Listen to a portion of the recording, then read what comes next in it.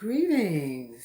Wow, it's been a long time. It's so exciting. I'm so glad to be here. I've been gone for a minute, and I'm here tonight on a very special mission.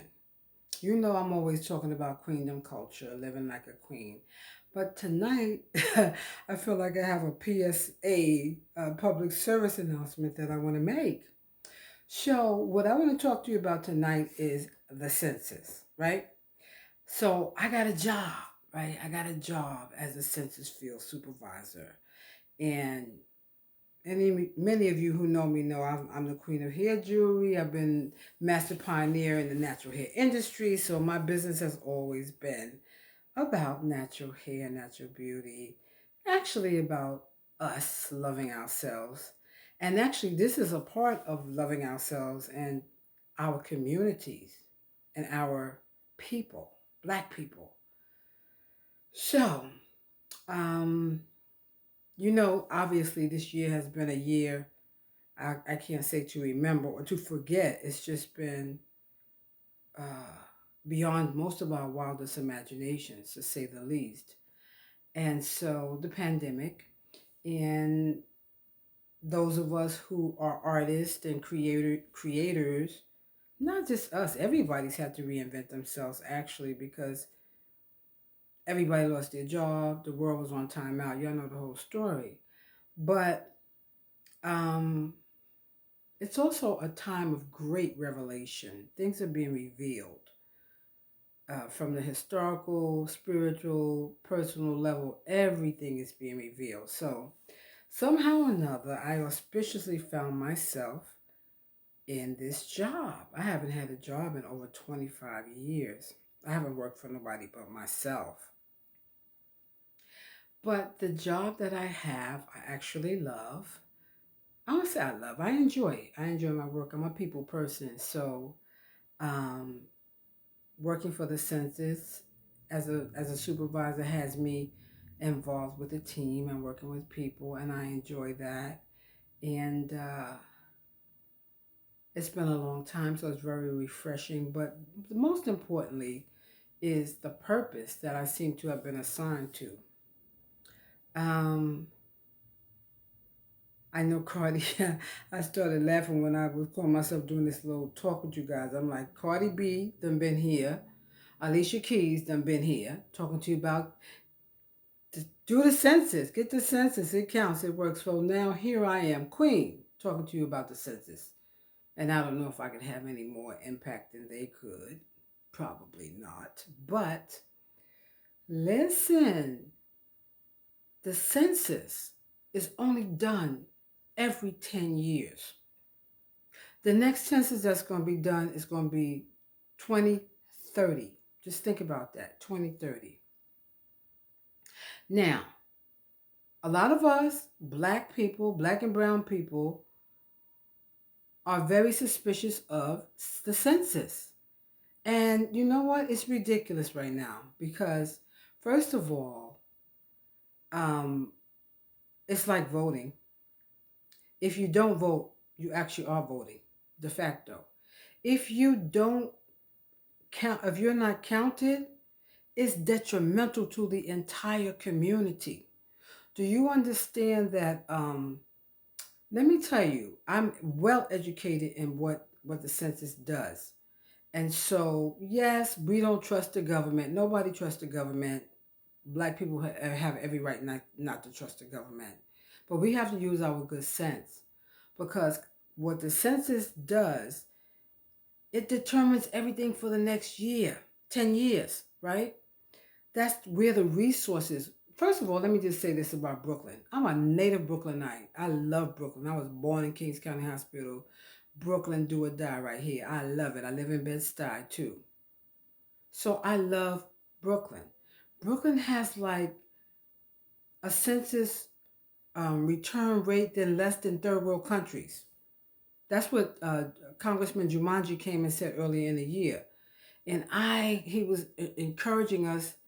Wait, I think it might have been last year. But listen, we got to stop being paranoid, stop being superstitious.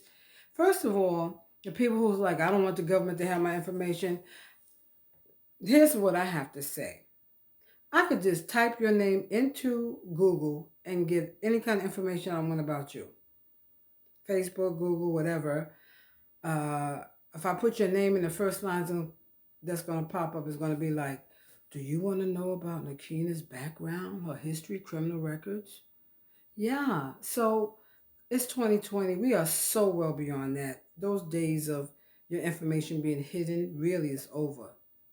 They know everything about you, where you live, where you work, all that kind of stuff. But we're not getting into superstition right now. Let's get into some facts. What the census affects is local jobs, uh, hospitals, schools, your representatives, how many people you get representatives in Congress, how the district lines are drawn. Businesses use census data to determine whether they want to put a restaurant or whatever in that area. Something I found I didn't know, but we all learned about first responders. Yes, the census determines the public health and first responders appropriate, for your area where you live. Daycare, daycares, senior citizen services, veteran services. This is really interesting because I do have my MSW and I was a social worker for 15 years before I actually started working, but I was working in different areas, in a whole nother field. But I'm thinking about all of these areas that are social areas that affect us all, and the census numbers determine the amount of the allocations of funds and resources that benefit the community. And one of the benefits we say we want to give the community the services and funds, resources that it deserves and needs. And that's a fact. We don't need to cut off our nose to spite our faces. Stop acting paranoid when somebody who look just like you, nobody's an agent. Because one of my workers said, I don't deal with government agents. Nobody's an agent. Let's be clear on the facts.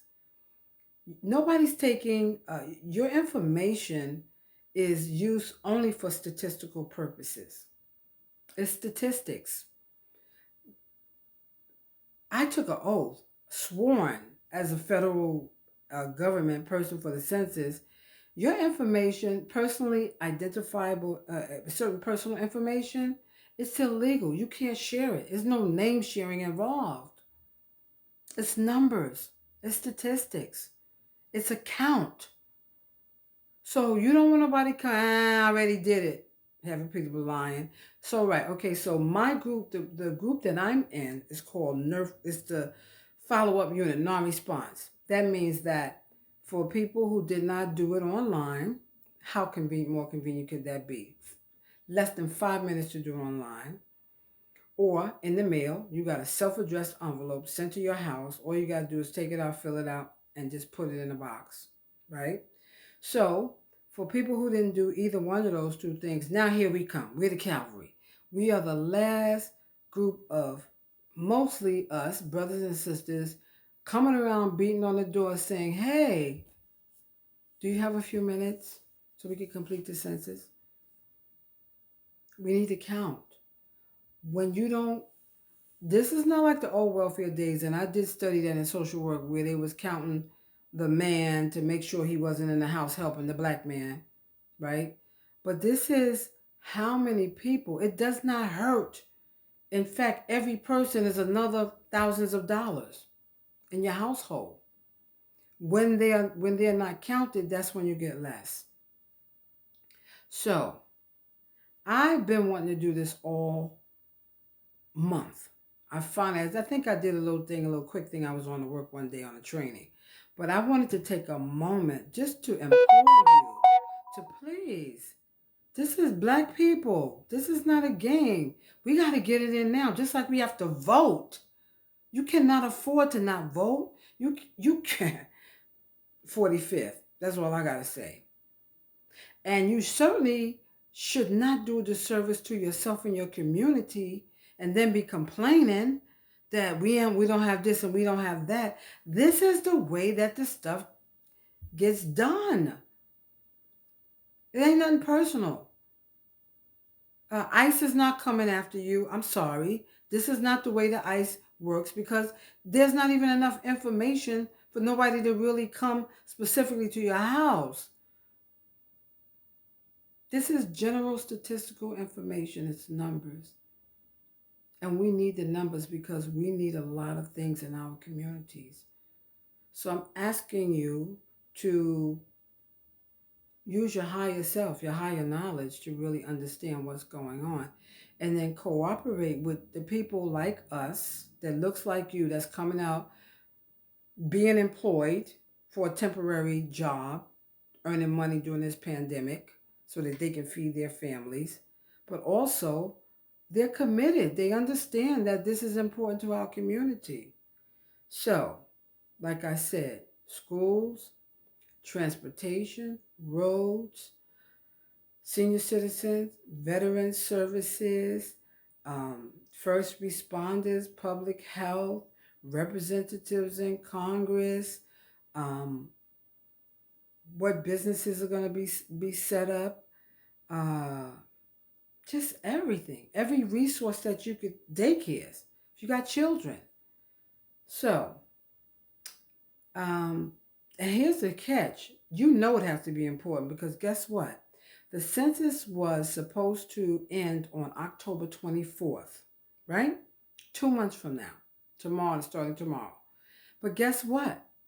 Donald Trump did. I don't want to say what I'm thinking. He cut the census back a month. Wonder why? Guess why? Why you think? The census got cut to September 30th. My mom told me one day, I heard on the news that Donald Trump is trying to cut the census. I said, I doubt it. I really kind of thought, well, no, he can't just do that. And we look at all the things that he just can't do, that he just what? Yeah. 2 days later, I was corroborated by the management at my job and so forth, and everybody, yeah, it's cut. We've been cut off a month. Did you know that we are tap dancing right now, trying to get to you to get your numbers, at least the population count, so that the benefits for the next 10 years will be in place? We know about the gentrification and everything that's happened with housing. That's an area. So, yeah, we are tap dancing. That's what I say right now because those of us who are working right now is doing our best to trying to get to you to tell you, please don't treat us like gypsies. We got a badge, it's an official badge and a bag that identifies who we are. It takes less, say 10 minutes, but it's less. It's all digital, just a phone, right? Answer the questions, like get counted, like let some funds be allocated to the community where you live. And it's just the same thing as with voting. Like, you can't have, there's no excuse, there's no reason that anybody could say, my vote don't mean nothing. I'm not voting. It's just bad people, the worst of evils. You might as well just put the carpet out and say, come on in. Welcome. 4 more years for you. So you can continue to do the damage, the evil, all the things that you're doing. They are doing. I don't know who I sound like tonight, if I sound like somebody's auntie or somebody's grandma or school teacher or whoever, but I am your reflection.